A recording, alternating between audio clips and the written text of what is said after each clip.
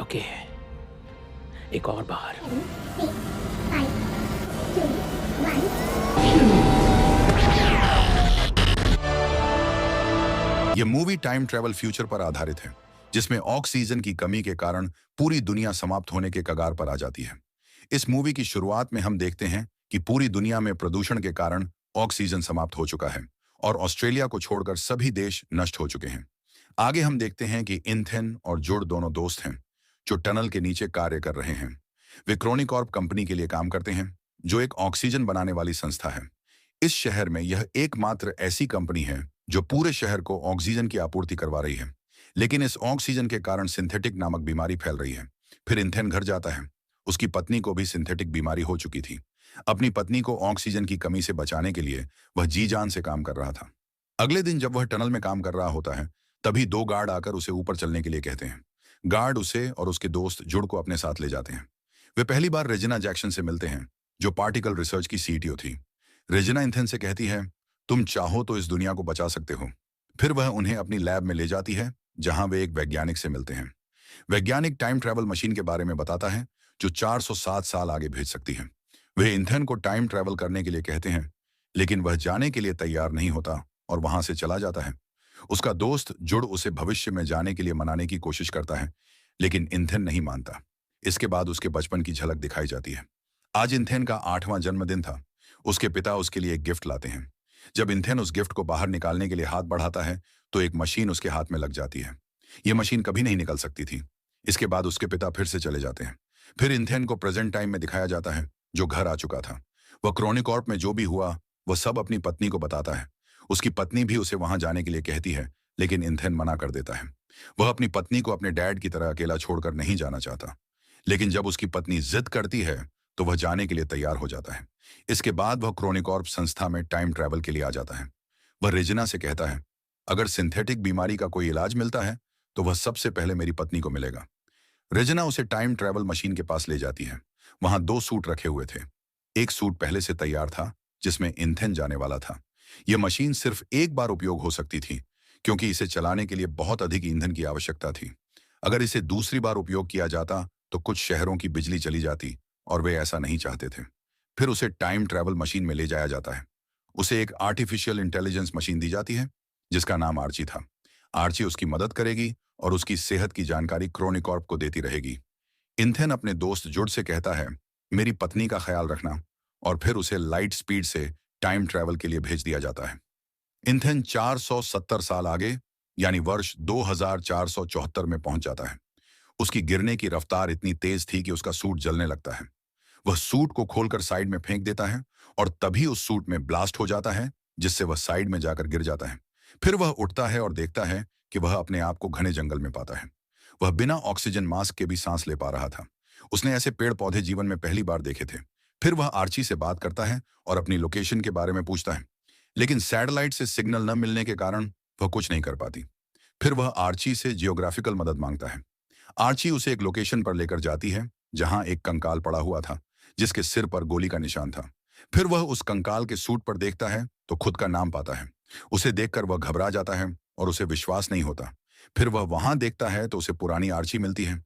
फिर कंकाल के हाथ में वह मशीन मिलती है, जो उसके हाथ में थी, लेकिन उस मशीन में ग्रीन लाइट जली हुई थी, और खुद के हाथ की मशीन में रेड लाइट जली हुई थी। फिर इथेन पुरानी आर्ची से कहता है, मुझे लास्ट रिकॉर्डिंग चलाओ। फिर आर्ची लास्ट रिकॉर्डिंग चलाती है, जिसमें एक व्यक्ति की आवाज आ रही थी, जो इथेन से कहता है, मैं तुम्हारा परिवार हूं, और फिर गोली चला देता है। तभी उस आर्ची की बैटरी लो हो जाती है और वह बंद हो जाती है। रात हो जाती है और इथेन आर्ची की मदद से आग जलाता है। फिर वह एक जड़ी बूटी खा लेता है, जो जहरीली थी। उसकी तबीयत खराब होने लगती है और वह उल्टी करने लगता है। बारिश होने लगती है। तभी उसके पास एक आग का गोला गिरता है और उसमें से एक व्यक्ति निकलता है। वह इथेन को सुई चुभौता है। वह और कोई नहीं बल्कि जूड था, जो उसे बचाने के लिए ही आया था। फिर इथेन को अपने कंकाल के पास लेकर आता है।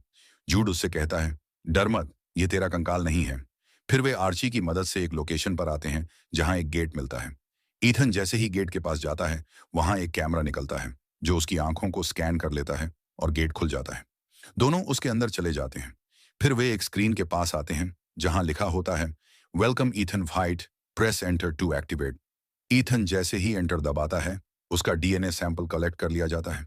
उसके हाथ की लाइट ग्रीन हो जाती है। फिर उन्हें टाइम ट्रैवल मशीन दिखती है। ईथन उस मशीन से बैकअप डेटा मांगता है। मशीन बैकअप डेटा चला देती है और वहां उसके डैड दिखाई देते हैं, जो उस मशीन का सफल परीक्षण कर रहे थे। स्क्रीन पर भविष्य से सेंड ईथन व्हाइट लिखा हुआ आता है। फिर वॉइस मैसेज को समझने की कोशिश करते हैं।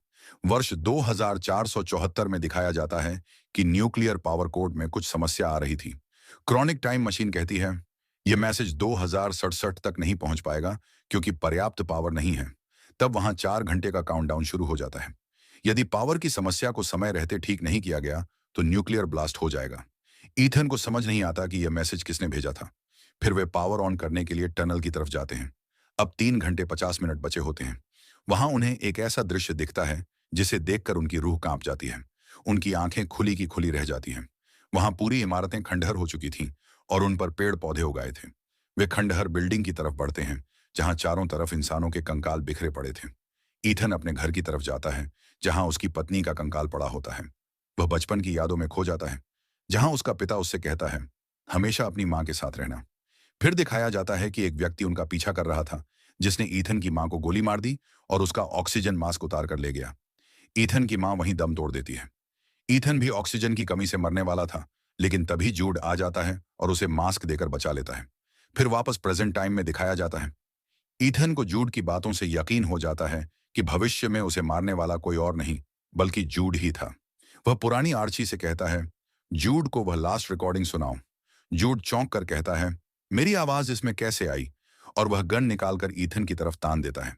ईथन उससे कहता है, यह गन यहां क्यों लेकर आए? फिर वे टाइम ट्रैवल मशीन के पास आ जाते हैं। तभी आवाज आती है, न्यूक्लियर पावर को ठीक करने के लिए केवल 2 घंटे बचे हैं। अब दोनों में से किसी एक को न्यूक्लियर पावर के पास जाकर ब्रेकर खींचना था, जिससे उसकी जान भी जा सकती थी। तभी गेट बंद हो जाता है और ईथन अंदर रह जाता है। वह ब्रेकर खींचता है, लेकिन ऑक्सीजन की कमी के कारण वहीं गिर जाता है। जूड शीशा तोड़कर उसे बचा लेता है। इधर पावर रिबूट हो जाता है। अब टाइम मशीन के चालू होने में सिर्फ 37 मिनट बचे होते हैं। तभी ईथन को एक दरवाजा दिखता है जिसे वह खोलता है। बाहर उसके कंकाल के दोनों हाथों की मशीनों में ग्रीन लाइट जल रही होती है। वह अंदर आकर आर्ची की मदद से वीडियो रिकॉर्डिंग देखने लगता है। जुड़े उसे रोकने की कोशिश करता है और कहता है, मैं तुम्हें नहीं मारूंगा। ईथन जुड़े को एक कमरे में बंद कर देता है और अपने डैड की रिकॉर्डिंग फिर से सुनने लगता है। रिकॉर्डिंग में उसका डैड ईथन से बहुत प्यार करता था। तभी रिजीन आती है। ईथन का डैड सभी को बचाना चाहता था, लेकिन रिजीन ऐसा नहीं चाहती थी। वह ईथन के डैड को गोली मार देती है। जूड भी वहीं था।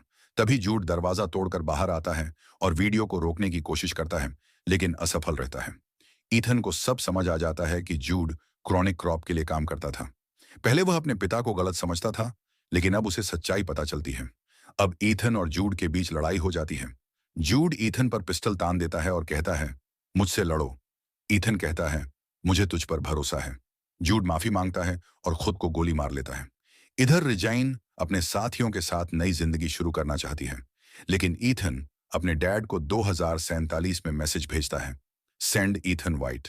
रिजाइन क्रॉनिक क्रॉप के पोर्टल को खोलती है, जहां से निकलने के लिए केवल 30 सेकंड का समय होता है। तभी उनका दूसरे क्रॉनिक क्रॉप से संपर्क टूट जाता है। ईथन हजारों पौधों की प्रजातियां और अपने पिता की वीडियो रिकॉर्डिंग न्यूज चैनलों पर भेज देता है। इससे क्रॉनिक क्रॉप संस्था पर छापा पड़ जाता है और रिजिन को पुलिस गिरफ्तार कर लेती है। अब पेड़ पौधों की प्रजातियों से पर्यावरण को बचाया जा सकता है। फिर ईथन की पत्नी को दिखाया जाता है, जिसके पास एक महिला आती है और एक बैग देती है। जब वह बैग खोलती है तो उसमें एक फूल होता है। इसे देखकर वह फूट फूट कर रोने लगती है। यह फूल ईथन ने अपनी पत्नी के लिए भेजा था। ईथन जूड का नाम पत्थर पर लिखकर उसे श्रद्धांजलि देता है। फिर उसे एक तितली दिखती है। उसे अपने पिता की याद आती है, जो तारों के माध्यम से कह रहा था, भले ही मैं तेरे साथ नहीं हूं, लेकिन तारों की तरह तेरे साथ हूं। फिर ईथन को अपने कंकाल के पास दिखाया जाता है, लेकिन वह गायब हो चुका होता है। फिर वह दौड़कर शहर की ओर जाता है, जो पूरी तरह बदल चुका था। वह सुंदर शहर देखकर आश्चर्यचकित रह जाता है। दोस्तों, यह वीडियो आपको कैसा लगा? कमेंट बॉक्स में कमेंट करके हमें बताएं। ऐसे ही और वीडियो देखने के लिए वीडियो को लाइक, चैनल को सब्सक्राइब जरूर करें। धन्यवाद।